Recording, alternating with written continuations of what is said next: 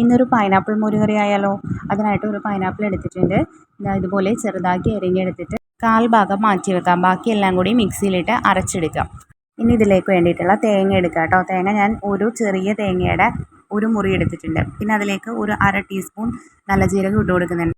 അതുപോലെ എരിവുള്ള 2 പച്ചമുളകും കറിവേപ്പില എടുത്ത് വെച്ചിട്ടുണ്ട്. ഇനി ഈ തേങ്ങയുടെ കൂട്ട് തേങ്ങയും ജീരകവും കൂടി ആവശ്യത്തിന് വെള്ളവും ചേർത്ത് മിക്സിയുടെ ജാറിലിട്ട് അരച്ചെടുക്കാം. ഇനി നമുക്ക് കറി ഉണ്ടാക്കാൻ തുടങ്ങാം. അതിനായിട്ടൊരു പാത്രം വെച്ചിട്ട് ഏത് പാത്രത്തിലാണോ കറി വയ്ക്കുന്നത് അത് വെച്ചിട്ട് അതിലേക്ക് വെളിച്ചെണ്ണ ഒഴിക്കുക. വെളിച്ചെണ്ണ ചൂടായതിന് ശേഷം നമുക്ക് പൈനാപ്പിൾ അരിഞ്ഞ് വെച്ചിട്ടുള്ള പൈനാപ്പിൾ ഉണ്ടല്ലോ, അതും പച്ചമുളകും കറിവേപ്പിലയും കൂടി ചേർത്തിട്ട് ഒന്ന് വഴറ്റിയെടുക്കാം. ഈ സമയത്ത് ആവശ്യത്തിനുള്ള ഉപ്പ് ചേർത്ത് കൊടുക്കാം കേട്ടോ. ഉപ്പും കൂടി ചേർത്തിട്ട് നന്നായിട്ട് വഴറ്റിയെടുക്കാം.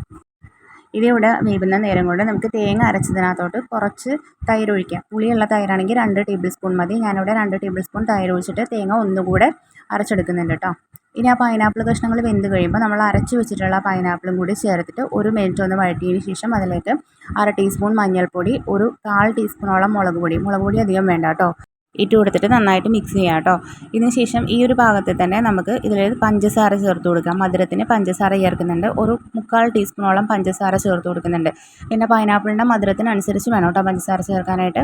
ഒരു 3-4 മിനിറ്റ് കൂടി കഴിയുമ്പോൾ ഈ ഒരു പാകം ആകുമ്പോഴത്തേക്ക് തേങ്ങയും തൈരും കൂടി അരച്ച് വെച്ചിട്ടുള്ള അരപ്പിട്ട് കൊടുക്കുക കേട്ടോ.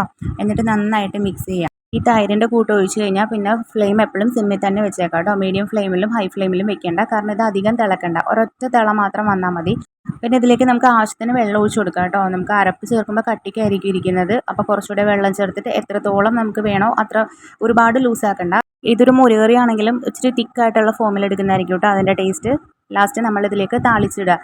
വെളിച്ചെണ്ണ ചൂടാക്കിയിട്ട് അതിലേക്ക് കടുകും ഉലുവയും അതുപോലെ വറ്റൽമുളകും വേപ്പിലയും കൂടി ചേർത്തിട്ട് താളിച്ചിടുക കേട്ടോ. നമ്മുടെ മോരുകറി റെഡി ആയിട്ടുണ്ട്. മധുരവും പുളിയും എല്ലാം ബാലൻസ്ഡ് ആയിട്ടുള്ള നല്ല ടേസ്റ്റി ആയിട്ടുള്ള മോരുകറി ആട്ടോ. അപ്പോൾ എല്ലാവരും ട്രൈ ചെയ്ത് നോക്കണേ.